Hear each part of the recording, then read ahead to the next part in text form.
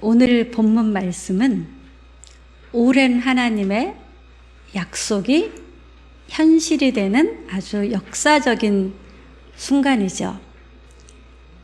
그래서 마리아는 하나님의 약속이 성취되는 이것을 깨달으면서 성령이 충만하여 찬양을 드립니다. 여러분이 알고 있는, 여러분이 기억하는 여러분 생의 첫 약속은 무엇이죠? 약속. 여러분들 다 약속해 보신 적 있으시죠? 그리고 그 약속을 했을 때 어떤 기분이 드셨는지요? 약속은 상대가 나를 존중하고 소중히 여긴다라는 표시입니다.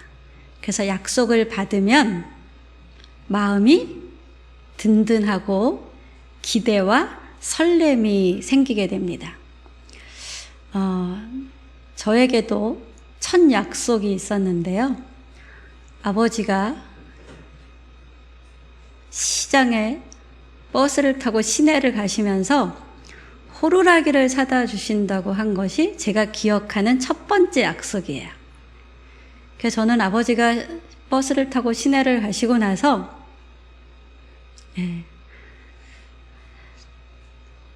복염이만 했을까요, 그때? 더 작았을까요? 그런 제가 길가에 서서 아버지가 오시기를 눈이 빠지게 기다렸어요. 그때는 버스도 자주 다니지 않았거든요. 뛰어나는데 저기 버스가 오면 열심히 버스를 쳐다보는 거예요. 거기서 아버지가 오셔서 버스에서 내리실까. 그렇게 기다리는 마음은 아빠를 믿는 마음, 그 약속이 지켜질 것을 설레어 하는 마음. 그래서 이 약속은 기다림과 신뢰, 설렘과 책임이 동시에 담고 있는 것입니다. 그래서 약속을 지킬 때 서로 점점 뭐가 쌓이죠? 믿음이 쌓이게 돼요.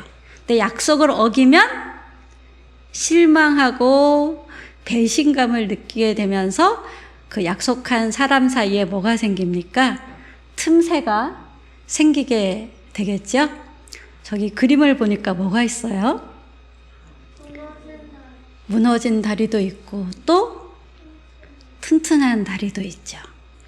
약속을 깨다 보면 사람과 사람 사이가 저 무너진 다리처럼 관계가 깨지는 거예요. 그런데 약속을 잘 지키면 사람과 사람 사이가 다리가 연결되어 있는 것처럼 단단한 신뢰관계가 형성이 되는 거예요. 그래서 하나님은 우리에게 약속하시고 하나님은 못 믿을 만한 분이 아니라 믿을 만한 좋으신 분이기 때문에 반드시 약속을 꼭 지키시면서 우리와 무너진 다리 관계가 되지 않고 저렇게 단단한 관계가 연결된 그런 사이가 되기를 원하세요. 우리 마리아는 120km를 운전을 하고 가도 피곤한데 그 멀고 험한 길을 그때 운전을 했을까요? 아니면 마리아라는 소녀가 당나귀라도 타고 갔을까요? 아니었겠죠. 그 먼 길을 가서 엘리사벳을 만나서 막 신나고 기뻐서 찬양을 해요. 성령님이 함께하면 새 마음이 생기고요. 새 힘이 생겨요. 새로운 지혜도 생기고. 그래서 마리아는 엘리사벳과 함께 성령이 충만해서 그 먼 길을 가서 나 피곤해 죽겠어요. 우리 내일 얘기해요. 이러지 않고 신나서 막 찬양을 한 거예요. 천사들의 소식 속에서 마리아와 엘리사벳이 만나게 되었잖아요. 그렇게 만나서 3개월을 같이 지냈다고 했죠. 그러면서 막 투덕투덕 싸우고 삐지고 이러면서 3개월 동안 지냈을 리가 없겠지요. 그래서 나도 삐지고 싶고 이럴 때 어떻게 하면 내가 안 삐질 수 있을까? 하나님 삐지지 않을 수 있는 마음을 내게 주세요 하고 기도하는 것도 필요할 거예요. 서로 사랑하고 서로 격려하고 서로 축복하고 서로 기도하고 또 함께 찬양하면서 시간을 보내다가 이제 마리아는 고향 집으로 돌아가기로 했어요. 근데 이 마리아의 찬양을 우리가 보면은요, 마리아의 이 찬양은 내 개인의 은혜에서 시작이 돼요. 그러다가 우주적인 전복을 일으키는 하나님에 대한 찬양으로 찬양의 범위가 점점 확장이 돼요. 찬양은 기분이 좋으면 막 신나서 하고 기분이 나쁘면 안 할 거야 이럴 수 있는 게 찬양일까요? 네, 하나님은 위대하시고 강하시고 사랑이 많으시고 긍휼이 많으신 변함이 없는 하나님이에요. 그분은 우리가 기분이 나쁠 때나 슬플 때나 좋을 때나 신날 때나 언제든지 찬양받기에 합당하신 하나님이에요. 마리아는 이런 하나님에 대한 통찰이 있었고 하나님의 그 오랜 구원의 역사 530년 전에 이사야 선지자를 통해서 하신 약속이 지금 이루어지고 있구나 이러면서 그런 큰 영적인 통찰을 가지고 너무너무 기뻐서 찬양을 했어요. 그래서 46절에 보면 48절까지 찬양한 내용이 나오는데요. 내 영혼이 주를 찬양합니다. 한번 따라해 봅시다. 내 영혼이 주를 찬양합니다. 네, 그렇게 마음속 깊은 곳에서 흘러나오는 기쁨의 찬양을 하나님께 전심으로 드린 거예요. 두 번째는 뭐를 찬양했냐 하면 하나님은 능력이 있으신 하나님이죠. 그래서 능하시고 거룩하신 하나님, 그 하나님을 찬양합니다. 그랬어요. 깡패들은요 능력이 있는데 폭력적이에요. 그렇죠? 그런데 하나님은 능력이 있는데 폭력적이지 아니하셔요. 거룩하셔서 잘못하는 게 하나도 없지만 잘못하는 사람들을 보면서 너는 왜 그따위로밖에 못하니? 라고 판단하고 정죄하지 않는 긍휼이 많으신 분이에요. 그 하나님을 경외하는 자들에게 하나님은 하나님의 약속이 지속적으로 흘러가게 하세요. 또 어떤 하나님을 찬양했을까요?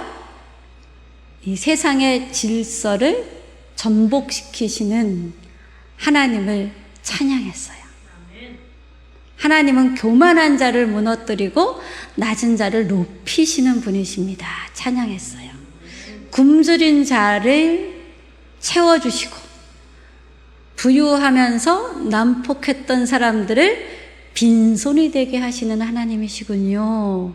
그렇게 하나님을 알면서 하나님을 찬양했어요. 우리는 하나님을 알수록 하나님을 찬양하게 돼요. 세상의 잘못된 가치를 엎어버리시고, 자, 세상 공부 잘하는 사람 너무 좋아하죠. 공부 못하는 사람은요? 공부 못하는 사람도 좋아해야 돼요. 근데 세상은 공부 못하는 사람은 싫어하는 사람들도 있거든요.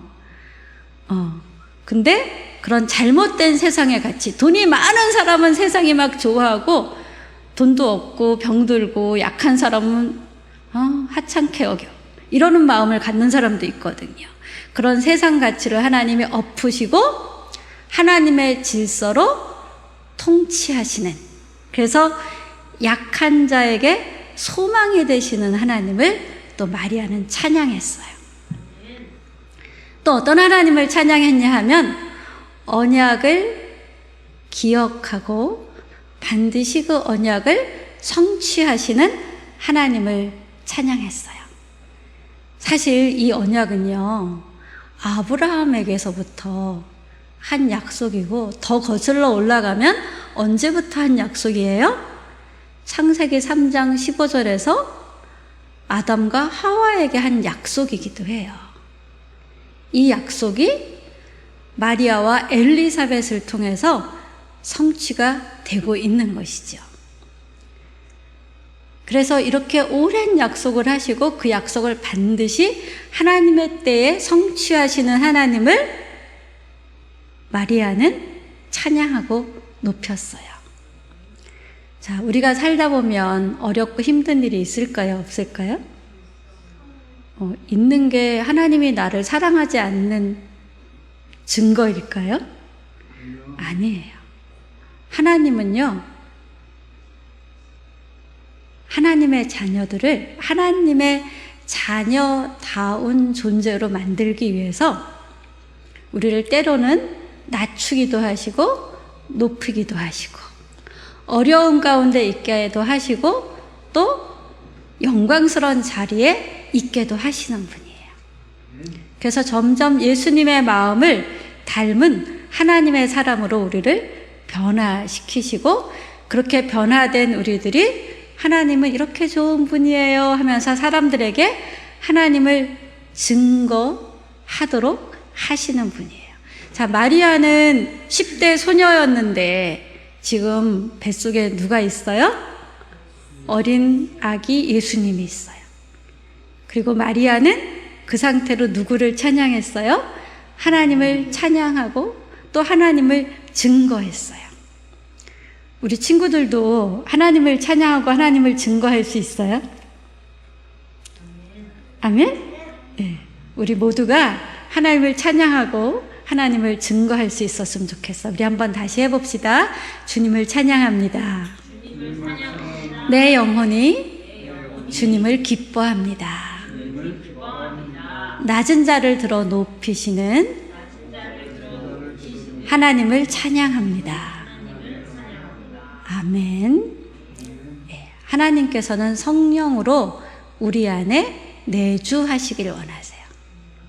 성령이 우리 안에 내 영혼 속에 깊이 또 많이 풍성하게 들어와 계실수록 슬픔이 사라지고 나는 못해 이런 마음이 사라지면서 하나님을 점점 더 믿게 되고 하나님을 높이게 되고 하나님의 말씀을 사람들에게 전하게 돼요.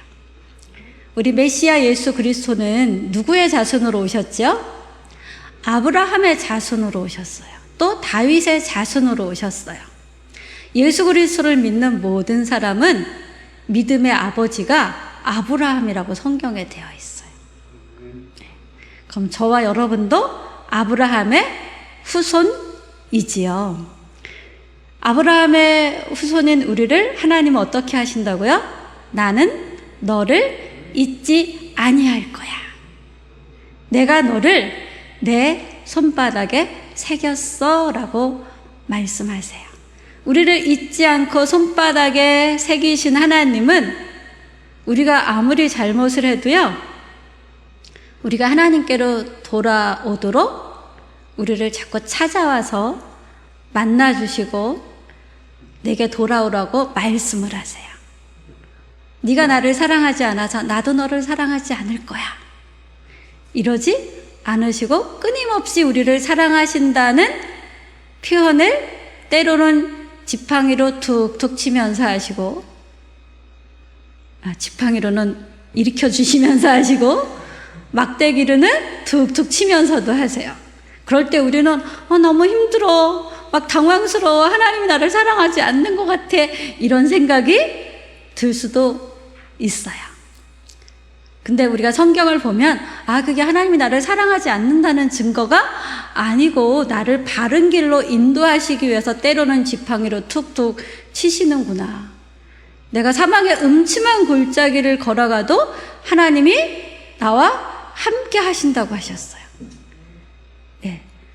하나님은 우리가 사망의 음침한 골짜기를 걷지 않도록 고속도로만 주시는 분이 아니라 사망의 음침한 골짜기가 우리 인생 속에 있지만 괜찮아, 내가 너와 함께 있어, 이렇게 말씀하시면서 네 이름이 내 손바닥에 새겨져 있어. 나는 어떤 순간에도 너를 잊지 않고 기억하고 있으니까 어떤 순간이든지 나를 찾고 내게로 돌아오렴, 이렇게 말씀하세요. 시편에 보면 내 부모는 나를 버렸으나 여호와는 나를 영접하시리이다 라고 되어 있어요. 부모님이 자식을 버리는 게 쉬워요, 어려워요? 어려워요. 그런데도 부모님들이 그 어려운 자식을 버리는 것을 하는 부모도 간혹 있으세요. 그런데 그럴지라도 하나님은 우리를 영접해 주신대요. 부모가 버린 자식도 영접해 주신대요. 그래서 하나님의 영접을 받은 모든 사람들은 하나님의 언약 백성이에요. 세상에서는 하나님의 영원한 복을 나누고 전할 하나님 나라 대표 선수들이 필요하거든요. 근데 이 하나님의 영원한 복을 나누고 누릴 하나님의 대표 선수들이 누구일까요? 한 분밖에 없어요?